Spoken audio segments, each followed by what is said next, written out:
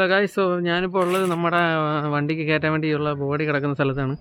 പെട്ടെന്ന് ഓടി വന്നതാണ്, കാരണം ഇന്ന് തന്നെ പറ്റിയ ബോഡി കയറ്റാനുള്ള സെറ്റപ്പ് ചെയ്യാൻ വേണ്ടിയിട്ട് ഉള്ളൊരു ഇതിലാണ്. അപ്പോൾ ബോഡി ഞാൻ പെട്ടെന്നൊന്ന് ജസ്റ്റ് കാണിച്ചു തരാം. ബോഡി ഇത് കയറ്റിയാലേ നാളെ തിങ്കളാഴ്ച ഹർത്താലായതുകൊണ്ട് വീണ്ടും ലേറ്റാവും പണികളൊക്കെ. ഓക്കെ, ബോഡി കാണിച്ചു തരാം. ഓക്കെ, സോ ഈ ബോഡിയാണ് നമ്മുടെ വണ്ടി കയറുന്നത്. ഇതിപ്പോൾ ഇവിടെ ഇരുന്ന് മഴയെ കൊണ്ട് കുറച്ച് പായലും പൂപ്പലൊക്കെ ആയിട്ടിരിക്കുകയാണ്.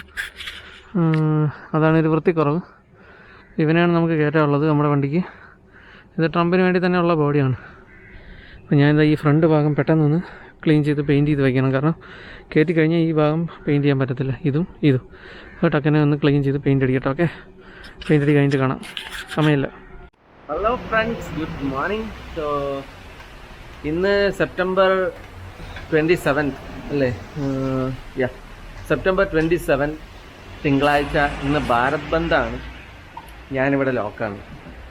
ഞാനിപ്പോൾ എവിടെയാണെന്ന് ചോദിച്ചാൽ നമ്മുടെ ചാലക്കുടിയിലെ ഹോം വെജിറ്റബിൾ ഷോപ്പ്, ലൈജു ചേട്ടൻ്റെ മോർണിംഗ് സ്റ്റാർ എന്ന വെജിറ്റബിൾ ഷോപ്പിനുള്ളിൽ ആണ് ഞാനിപ്പോൾ ഉള്ളത്. ഇന്ന് ഭാരത് ബന്ദ് ആയതുകൊണ്ട് കട അവധിയാണ്. അപ്പോൾ കട ഞാൻ അന്ന് പഴയ കഴിഞ്ഞ വീഡിയോസിലൊക്കെ ഞാൻ പറഞ്ഞിട്ടുണ്ടല്ലോ, അതായത് ഞാൻ കിടന്നുറങ്ങുന്ന ഈ കടയ്ക്കകത്താണ്. ഞാൻ കാണിച്ചു തന്നിട്ടില്ലേ സ്ഥലങ്ങളൊക്കെ? ഈ കട്ടിലാണ് നമ്മൾ കിടന്നുറങ്ങുന്നത്. കുറേ വെജിറ്റബിൾസും ഞാൻ. അപ്പോൾ ഇവിടെ കിടന്ന് ഉറങ്ങുന്ന, അതായത് ഇവർ കട അടച്ചിട്ട് പോകുമ്പോൾ ഞാൻ ഇതിനകത്ത് കിടന്ന് ഉറങ്ങുന്നു. അപ്പോൾ ഇത് ഗ്രില്ലിട്ട കടയാണ്. അപ്പം നമുക്ക് വെളിയിൽ ഇറങ്ങാനോ അല്ലെങ്കിൽ അങ്ങനെ ഒരു ഡോറോ ഒന്നും ഉള്ളതല്ല. അപ്പം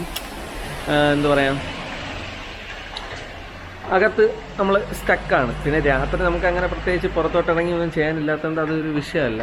ഇന്നിപ്പോൾ ഒരു ഭാരത് ബന്ദിൻ്റെ ഈ ഒരു സ്റ്റേജിൽ കുഴപ്പമൊന്നുമില്ല, ബട്ട് പ്രോബ്ലംസ് ഒരുപാടുണ്ട്. നമ്മുടെ പണി ഭയങ്കരമായിട്ട് ലാഗാവുന്നു. ലാസ്റ്റ് പോയിന്റിൽ വന്ന് നിന്നിട്ടിപ്പം സ്റ്റക്കായ ഒരവസ്ഥ എനിക്കാണ്. അതൊന്നും അതിന് മുന്നേ പറയുകയാണെങ്കിൽ ഇപ്പോൾ ഇന്നലെ രാത്രി തുടങ്ങിയ മഴയാണ്. ഇതുവരെ തോർന്നിട്ടില്ല. കറണ്ടും ഇല്ല. ഞാൻ ഫോണ് ഒന്നും ചാർജ് ചെയ്തില്ല, പവർ ബാങ്ക് ചാർജ് ചെയ്തില്ല, ഫോണ് ചാർജ് ചെയ്തില്ല. രാത്രി നല്ല ക്ഷീണത്തിൽ ഉറങ്ങിപ്പോയി. ഇന്നലത്തെ കേസ് ഒന്നും അപ്ഡേറ്റ് ചെയ്യാൻ പറ്റിയില്ല. ഇന്നലെ സൺഡേയിലൊരു കേസ് പറയുകയാണെന്നുണ്ടെങ്കിൽ സാറ്റർഡേ ഈവനിങ് ആണല്ലോ നമ്മൾ പോയി നമ്മുടെ കണ്ടെയ്നർ ബോഡിയിൽ പെയിൻറ്റ് ചെയ്തിട്ടെങ്കിലും അന്ന് ഈവനിങ് കയറ്റണം എന്നുള്ള കാര്യം നടന്നില്ല.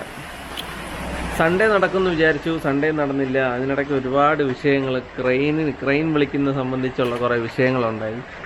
ഒന്നും പറയാണ്ടിരിക്കുന്നതാണ് നല്ലത്. Like crane വിളിക്കണമായിരുന്നു. ലൈവ് ചേട്ടൻ ഇവിടെ ഇല്ല. ലൈവ് ചേട്ടൻ എന്തോ ട്രിപ്പോ സംതിങ് പോയതാണ്. എവിടെയാണെന്നൊരു പിടിയില്ല, വിളിച്ചിട്ട് കിട്ടുന്നില്ല. അപ്പോൾ എന്നോട് പോകുന്നതിന് മുന്നേ ജസ്റ്റ് ക്രെയിൻ്റെ കാര്യങ്ങളൊക്കെ ഒന്ന് അന്വേഷിക്കാൻ പറഞ്ഞു. അങ്ങനെയുള്ള കേസിന് വേറൊരാളെയും കൂടെ ഏൽപ്പിച്ചിട്ടുണ്ടായിരുന്നു, നമ്മുടെ ഇവിടെ തന്നെ ഒരു പയ്യനെ. അങ്ങനെ ക്രെയിൻ്റെ റേറ്റൊക്കെ അന്വേഷിക്കാൻ വേണ്ടി പോയി. ക്രെയിൻ്റെ റേറ്റൊക്കെ ചോദിച്ചു. അപ്പം നമുക്ക് പരിചയമുള്ള 1-2 പേര് ഇങ്ങനെ ഇത്രയ്ക്കൊക്കെ ചെയ്തു തരാം എന്നുള്ള രീതിയിലൊക്കെ പറഞ്ഞു. കഷ്ടാരത്തിന് എൻ്റെ കൂടെ വന്ന വ്യക്തി ഓരോരുത്തരെ വിളിച്ചപ്പോഴും അവിടെ ഇത്രയാണല്ലോ പറഞ്ഞ്, അതിന് കുറച്ച് ഇങ്ങനെയുള്ള കുറച്ച് സംസാരം ഉണ്ടായി. എൻ്റെ ഫോണിൽ നിന്നാണ് കോൾ ചെയ്തത്.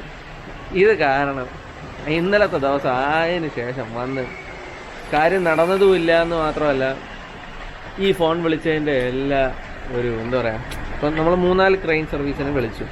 എല്ലാവരോടും ഞാൻ സംസാരിച്ച മറ്റേ പുള്ളിയായിരുന്നു. അപ്പോൾ പുള്ളി ഇങ്ങനെ പറഞ്ഞു, അവിടെ ഇത്ര പറഞ്ഞു, അപ്പോൾ നിങ്ങൾ ഇത്രയും ചോദിക്കുന്നത് കൂടുതലാണല്ലോ, അങ്ങനെയൊക്കെ പറഞ്ഞു. അപ്പോൾ ഉടനെ ഇത് കേട്ടിട്ട്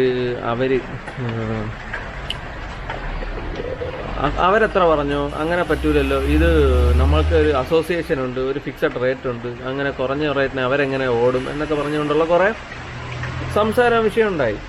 അവസാനം ശരി എന്താണെന്ന് വെച്ചാൽ നോക്കാമെന്നുള്ള രീതി അങ്ങനെ നിന്നപ്പോഴത്തേക്കും നമ്മൾ ലൈവ് ചേട്ടനെ വിളിച്ചിട്ട് കിട്ടാത്ത കാരണം ആ ഒരു പ്ലാൻ ഡ്രോപ്പായി. അത് ഇന്നലെ വണ്ടിയുടെ ബോഡി കയറ്റണം എന്നുള്ളത് നടന്നില്ല. എന്നിട്ട് ഇങ്ങനെ നിൽക്കുന്ന സമയത്ത് ഞാൻ ഇവിടെ വന്ന് നമ്മൾ ഷോപ്പിൽ വന്ന് നിന്ന്, ഷോപ്പിൽ ആളില്ലാത്തതുകൊണ്ട് നമ്മൾ വിവേകിൻ്റെ കൂടെ നിന്ന് സാധനങ്ങളൊക്കെ എടുത്തു കൊടുക്കാൻ സഹായിച്ചു.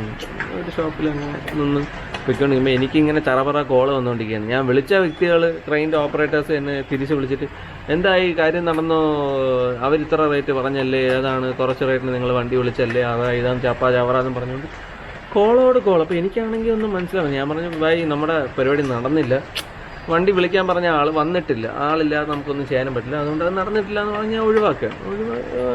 കാരണം നടന്നിട്ടില്ല, നമുക്ക് ഇന്നലെ വണ്ടിയുടെ ബോഡി കയറ്റാൻ പറ്റിയിട്ടില്ല. ഇന്നാണേ ഭാരത് ബന്ദ്. ഇന്നലെ തന്നെ കയറി ചെയ്യുന്നെങ്കിൽ ഇന്നത്തെ ദിവസം എനിക്ക് അവിടെ നമ്മുടെ കരുവാഞ്ചേണ്ട ബിജുചേട്ടൻ്റെ വീട്ടിലിട്ട് വണ്ടി പണിയെങ്കിലും ചെയ്യായിരുന്നു, അതും നടന്നില്ല. അപ്പം അങ്ങനെ ഒന്നും നടക്കാതെ ഭ്രാന്ത് പിടിച്ച് നിൽക്കുന്നതിനിടയിലാണ് ഇവരെ കോള് അവസാനം ഒരു രക്ഷയില്ല. ഞാൻ എല്ലാം രാത്രി ഒരു 8:45 ആയപ്പോൾ വീണ്ടും വരുന്നൊരു കോൾ. അത് ഞാൻ തൃശ്ശൂർ ക്രെയിൻ ഓപ്പറേറ്റേഴ്സ് അസോസിയേഷനിൽ നിന്നാണ് വിളിക്കുന്നതെന്ന് പറഞ്ഞ ഒരാൾ വിളിച്ചിട്ട് അയാൾ എൻ്റെ അടുത്ത്. എനിക്ക് മനസ്സിലാകാത്തൊരു കാര്യം, ഒരു ക്രെയിനായിട്ടോ അതിൻ്റെ എന്തെങ്കിലും കിടതാപ്പുകളായിട്ടോ ഒരു ബന്ധമില്ലാത്ത വ്യക്തിയാണ് ഞാൻ.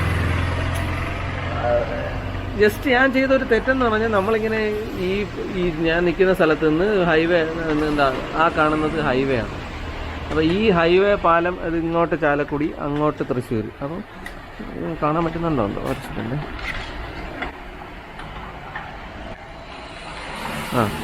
നിങ്ങൾക്ക് കാണാമല്ലോ.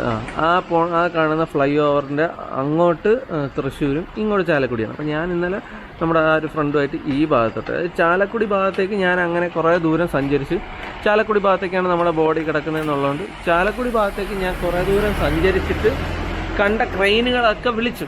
വഴി കണ്ട സകല ക്രെയിനുകളും നമ്പർ എടുത്ത് വിളിച്ചു. 6-7 പേരെ വിളിച്ചതിൽ 3-4 പേരെ കിട്ടിയുള്ളൂ. അപ്പോഴാണ് റേറ്റ് കാര്യങ്ങളെല്ലാം ചോദിച്ചത്. അതാണ് ഇപ്പം. അപ്പം ഇവർ രാത്രി അസോസിയേഷൻ വിളിച്ചിട്ട് ആരാണത് എന്താണെന്ന് ഞാൻ പറഞ്ഞ ചേട്ടാ നമുക്കറിയത്തില്ല, വഴി കണ്ട വണ്ടികളിൽ നിന്ന് നമ്പർ എടുത്ത് നമ്മൾ വിളിച്ചു, അതിന് അവരെ പേരോ മറ്റേ കാര്യങ്ങളോ ഒന്നും എനിക്കറിയത്തില്ല. ഇനി നിങ്ങൾ ചോദിച്ചാൽ എനിക്കറിയാമെങ്കിൽ ഞാൻ പറയാമുള്ളൂ. കാരണം ഇതിൻ്റെ പേരിൽ ഞാൻ ഇന്ന് രാവിലെ തൊട്ട് ഈ സമയം വരെ എനിക്ക് കോളുകളാണ്. ഞാനെന്തോ കള്ളക്കടത്തോ അല്ലെങ്കിൽ എന്തോ അങ്ങനെ വലിയൊരു കുറ്റം ചെയ്ത കണക്കത്തെ ഒരു പ്രതീതിയാണ് അവിടെ ഉണ്ടാക്കി തന്നത്. അതവിടെ മനസ്സും മടുത്തുപോയി സത്യം പറഞ്ഞാൽ. ഇന്നലെ കാര്യങ്ങൾ നടന്നില്ല, ഈ കോളുകളും പണ്ടാറടങ്ങി. ഇന്നാണ് ഭാരത് ബന്ദ്. അതൊക്കെ കഴിഞ്ഞ്, അതൊക്കെ അവിടെ നിൽക്കട്ടെ, ഇനിയിപ്പം വരുന്നിടത്ത് വെച്ച് കാണാം അതൊന്നും. അപ്പോൾ ഇന്നത്തെ വിശേഷം പറയാം. ഇന്നിപ്പോൾ ഞാനുള്ളത് ഞാൻ പറഞ്ഞല്ലോ കടയ്ക്കകത്തെന്ന് പറഞ്ഞാൽ അത് ഞാൻ ജസ്റ്റ് ഒന്ന് കാണിച്ചു തരാം. ഓക്കെ, ഇതാണ് കടയുടെ ഒരു സൈഡാണിത്, സൈഡ് ഭാഗം. ഈ ഫ്രണ്ടിൽ കാണുന്ന ഇങ്ങനെ മഞ്ഞ ഷീറ്റ് ഇട്ട് ഇവരിങ്ങനെ ഫുൾ അങ്ങറ്റം മുതൽ ഇങ്ങറ്റം വരെ മൂടിയിടും. അപ്പോൾ ഇതിൻ്റെ ബാക്കിൽ കണ്ട് ഇങ്ങനെ ഗ്രില്ല് ഇങ്ങനെ ഇട്ടിട്ടുണ്ട്. ഈ ഗ്രില്ല് ഇങ്ങനെ ഉണ്ട് ഇവിടെ. ഈ ഗ്രില്ല് ഇളക്കി മാറ്റിയിട്ടാണ് പിന്നെ ബാക്കിയുള്ള അങ്ങറ്റം മുതലുള്ള എല്ലാ ഗ്രില്ലും ഇളക്കി വെച്ചാണ് കട ഓപ്പൺ ചെയ്യുന്നത്. ഈ ഗ്രില്ല് അവർ പോകുമ്പോൾ കണ്ട വെളിയിൽ നിന്ന് ഇങ്ങനെ അവിടെ പൂട്ടും. അപ്പോൾ ഞാനിപ്പോൾ ഒരു ജയിലിലൊക്കെ ഒരു അവസ്ഥയാണ്. ഇപ്പം നോർമലി രാവിലെ 6 മണിയാകുമ്പോഴത്തേക്കും കട തുറക്കുന്നു. ഞാൻ ഉറക്കം എണീറ്റുടനെ നമ്മുടെ കാര്യപരിപാടിയെല്ലാം കഴിഞ്ഞ് ഒരു 8:30 വരെയൊക്കെ ഞാൻ കടയിൽ നിന്ന് കുറച്ച് ഹെൽപ്പൊക്കെ ചെയ്ത് കൊടുക്കും.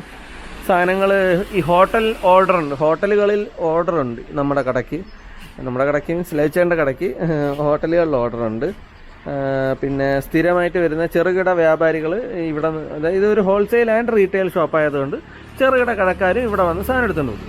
അപ്പോൾ ഇവരെല്ലാം തലേ ദിവസം ഓർഡർ കൊടുത്തിട്ടുണ്ടാകും. ആ ഓർഡർ അനുസരിച്ചാണ് രാവിലെ ലൈച്ചേട്ടൻ പോയി സാധനം എടുത്തുകൊണ്ട് വരുന്നതും അവർക്ക് ഡിസ്ട്രിബ്യൂട്ട് ചെയ്യുന്നതും. അപ്പോൾ രാവിലത്തെ പണിയെന്ന് പറഞ്ഞാൽ തന്നെ ഈ സാധനങ്ങളെല്ലാം ലിസ്റ്റ് ഓർഡർ അനുസരിച്ച് എടുത്ത് വെക്കുക. വെണ്ട ഇത്ര, പയർ ഇത്ര വേണം, ഓരോരുത്തർക്ക് വേണം, അങ്ങനെയുള്ള തക്കാളി. ഇത് ഇന്നിപ്പോൾ നോക്കണ്ട, ഇന്നലെ സൺഡേയും ഇന്നത്തെ ഹർത്താലും കാരണം വേറെ പുതിയതായ സാധനമൊന്നും എടുത്തില്ല. അപ്പോൾ എല്ലാം കാലിയാണ്. ജസ്റ്റ് ഈ കിടക്കുന്ന ഇത്രയും സാധനമേ ഉള്ളൂ, ബാക്കി മെയിനായിട്ടുള്ള ഒരുപാട് ഐറ്റംസ് ഇല്ല. അപ്പോൾ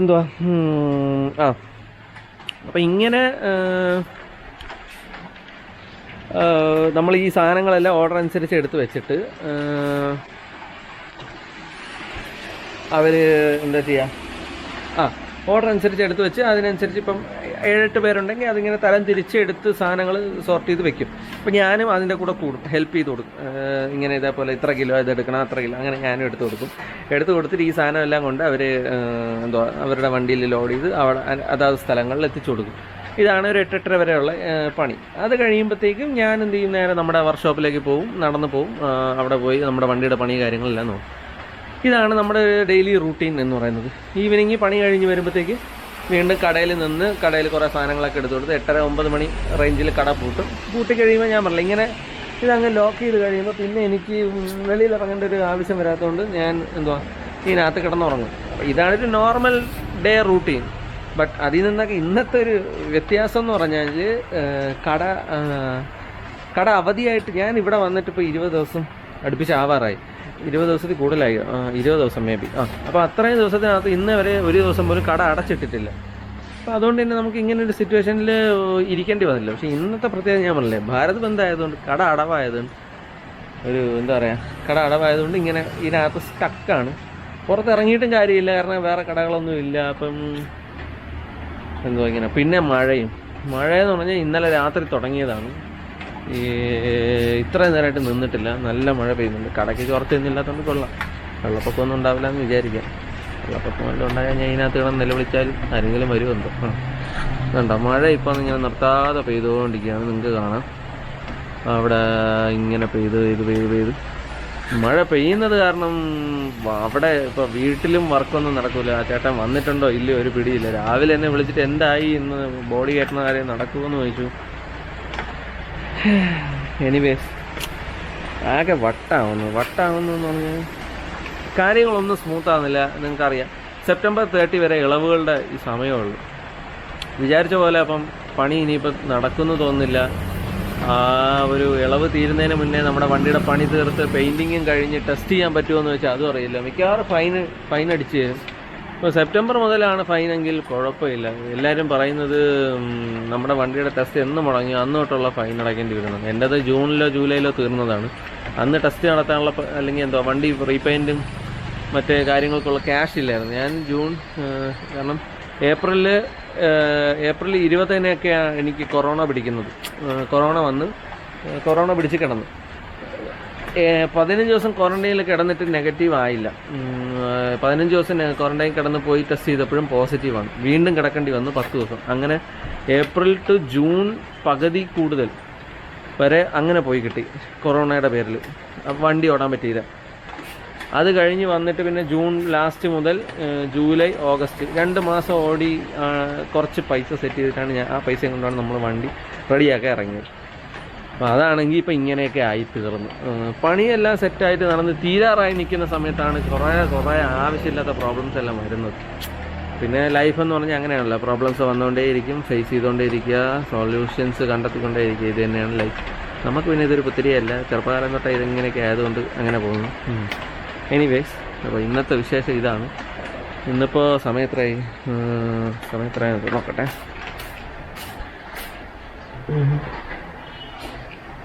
ഓക്കെ, ഇന്നിപ്പോൾ മണി 11:30 ആയതേ ഉള്ളൂ. പ്രോബ്ലം എന്താണെന്ന് വെച്ചാൽ കറണ്ട് ഇല്ല. ഞാൻ ഫോൺ ചാർജ് ചെയ്തില്ല. രാത്രി കിടന്നപ്പോൾ അത് ഇടാൻ മറന്നുപോയി. പവർ ബാങ്കും കുത്തിയിട്ടില്ല. മറ്റേ ഞാൻ പവർ ബാങ്ക് ചാർജിന് ഇട്ടിട്ടുണ്ടാവും, പകൽ ആവശ്യം വരുന്നുള്ളത്. ഇന്നത്തെ ദിവസം അതില്ല. കറണ്ട് ആണെങ്കിൽ അപ്രതീക്ഷിതമായിട്ട് പോയി, മഴ കാരണമായിരിക്കും. പോയിട്ട് കുറേ നേരമായി, ഇതുവരെ വന്നിട്ടില്ല. ഫോൺ ചാർജ് ചെയ്ത് കറണ്ടില്ല, ഫോണ് ചാർജും ഇല്ല. അപ്പോൾ ഇനി സമയം എങ്ങനെ തള്ളി നീക്കുന്നൊരു പിടിയില്ല. ഫുഡിൻ്റെ കേസ് അത് പറയാൻ വന്നേ. ഇന്നിപ്പം വെളിയിലിറങ്ങാൻ പറ്റാത്തതുകൊണ്ട്, ഹോട്ടലൊക്കെ അടവായതുകൊണ്ട് ഫുഡിൻ്റെ കാര്യത്തിലും തീരുമാനമൊന്നും ആയിട്ടില്ല. പിന്നെ എന്തുവാ, ജോസഫേ കുട്ടിക്ക് മലയാളം അറിയാം. അല്ല, ഈ ചേട്ടൻ പറഞ്ഞിട്ടുണ്ട് എന്തെങ്കിലും അത്യാവശ്യം ഉണ്ടെങ്കിൽ അല്ലെ വിശന്ന പഴമൊക്കെ എടുത്ത് കഴിച്ചോളാം, കുഴപ്പമൊന്നും ഇല്ലാന്ന് പറഞ്ഞിട്ടുണ്ട്. എന്നാലും നമ്മളൊരു സ്ഥാപനത്തിൽ ഒരു കടയിൽ അങ്ങനെ തിന്നുന്നതൊക്കെ മോശമാണെന്നാണ് എൻ്റെ ഒരു ഫീൽ. ഗതി കെട്ടാ പുല്ലും തിന്നും എന്ന് പറയുന്ന പോലെ. രാവിലെ ഒരു പഴം കഴിച്ചു, ഇനിയിപ്പോൾ ഉച്ചയ്ക്കും ഒരു പഴം, വൈകുന്നേരം ഒരു പഴം, രാത്രി ഒരു പഴം, അങ്ങനെ 4 പഴം കൊണ്ട് ഇന്നത്തെ രാത്രി അല്ല ഇന്നത്തെ ഒരു ദിവസം സർവൈവ് ചെയ്യാൻ പറ്റുമോ ഇല്ലയോ എന്നുള്ളത് നോക്കാം. സർവൈവ് ചെയ്യാൻ പറ്റായൊന്നും ഇല്ല, കാരണം 3 നേരം ആഹാരം കഴിക്കാതെയും ഇതേപോലെ ലോക്കായിട്ടൊക്കെ കിടന്നിട്ടുള്ള ഒരുപാട് സാഹചര്യങ്ങൾ ലൈഫിലുണ്ടായിട്ടുണ്ട്. So it's possible, nothing it's impossible. Anyways, ഇത്രയൊക്കെ ഉള്ളൂ. 11:30.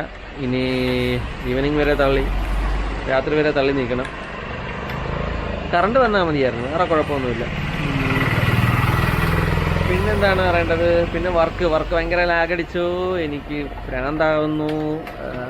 എങ്ങനെയെങ്കിലും ഒന്ന് പണി നീറ്റായിട്ട് ചെയ്യണം. പെയിൻറ്റിങ്ങിൻ്റെയാണ് ഞാൻ പറഞ്ഞല്ലോ, പെയിൻറ്റിങ്ങിന് ആളെ കിട്ടാനില്ല. എല്ലായിടത്തും ഭയങ്കര തിരക്ക്. ബോഡി ഒന്ന് കയറി കിട്ടിയില്ല. ലൈച്ചേട്ടനെ വിളിച്ചിട്ട് കിട്ടണമില്ല. ലൈച്ചേട്ടൻ ട്രിപ്പ് അടിക്കാൻ പോയതാണ്. അതുകൊണ്ട് I don't know what to do. എന്തായാലും I will update you guys. Until then, this is Shahul Raj. Always be humble, stay simple and be happy. Problems ലൈഫിൽ നമുക്ക് വന്നുകൊണ്ടേയിരിക്കും. എല്ലാം ഫേസ് ചെയ്യുക, സൊല്യൂഷൻസ് കണ്ടെത്തുക. പ്രോബ്ലംസിൽ നിന്ന് ഓടിപ്പോകാതെ നമ്മളത് കട്ടക്കി നിന്ന് ഫേസ് ചെയ്ത് എന്തെങ്കിലുമൊക്കെ ഒരു വഴി നമുക്ക് എവിടെയെങ്കിലും ദൈവം തെളിയിച്ച് തരാതിരിക്കില്ല. നമ്മളെ പരീക്ഷിച്ചുകൊണ്ടേ ഇരിക്കും. അതിനുള്ള എന്തെങ്കിലും ഒരു സൊല്യൂഷനും പുള്ളി തന്നെ നമുക്ക് കണ്ടെത്തി തരും. നമ്മളും കൂടെ അതിൻ്റെ കൂടെ ഒന്ന് ആഞ്ഞ് പരിശ്രമിച്ചൊന്ന് തപ്പി ഇറങ്ങണം എന്ന് മാത്രം. ഇപ്പോൾ ഒരു നിമിത്തം പോലെയാണ് ഞാനും വണ്ടി അവിടെ എങ്ങും പണിയാതെ ഇവിടെ ചാലക്കുടി വരെ എത്തിയത്. ഇപ്പോൾ 20 ദിവസമായി ചാലക്കുടി. എല്ലാം ഓരോ എക്സ്പീരിയൻസ്. ഒരു പരിചയമില്ലാത്തൊരു നാട്ടിൽ വന്നു, പഴയ കുറച്ച് കോണ്ടാക്ട്സ് അങ്ങനെയൊക്കെ വെച്ചിട്ട് എവിടെ നിന്നൊക്കെയോ കുറേ കണക്ഷൻസ് അങ്ങനെയല്ല കണക്ട് ചെയ്ത് കുറേ ഡോട്ടുകൾ ഇങ്ങനെ കണക്ട് ചെയ്ത് വരുന്നു. ഇനി ഏതുവരെ പോകുന്നുള്ളത് അറിഞ്ഞുകൂടാ. ഓക്കെ, അപ്പോൾ വീണ്ടും കാണുന്നവരേക്ക് ബൈ.